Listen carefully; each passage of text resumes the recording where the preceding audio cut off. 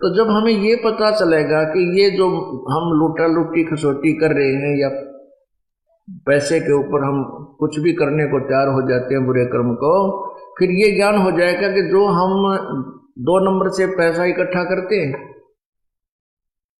किसी भी कारण से चोरी से, ठगी से, लकोक या कोई और मिलावट मिलूट करके, रिश्वत आदि लेकर के,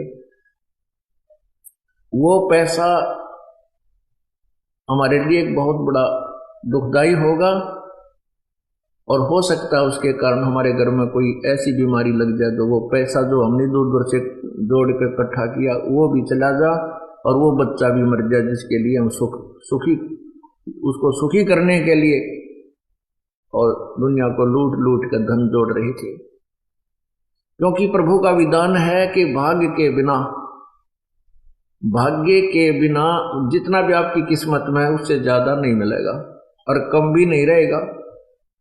ये तो है एक कॉमन रूल प्रभु का, साधारण सामान्य कानून है।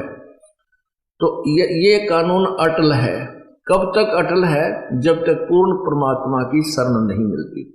तो जब तक पूर्ण परमात्मा की शरण, पूर्ण संत नहीं मिलता, तब तक तो ये फाइनल है कि जितना भी तेरे भाग्य में है उतना ही मिलेगा, ज्यादा नहीं मिलेगा।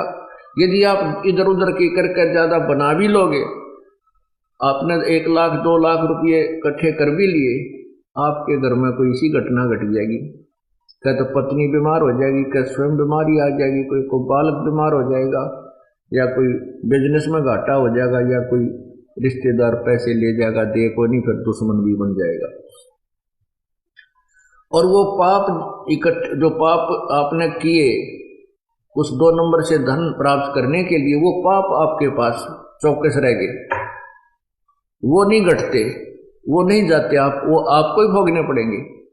तो इस तरह का ज्ञान तत्व ज्ञान से हो जाता है। फिर ये प्राणी दूसरे का धन लेना, चोरी करना, ठगी करना, हेराफेरी करना एक विष समझेगा। विष जैसे जहर होता है।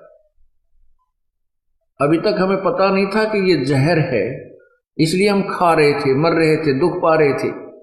जब बच्चे को पता चल जाता है कि ये विष है इस बोतल के अंदर और इसके खाने से आदमी मर जाता है, वो बच्चा शाना होने के बाद हाथ नहीं लगाता।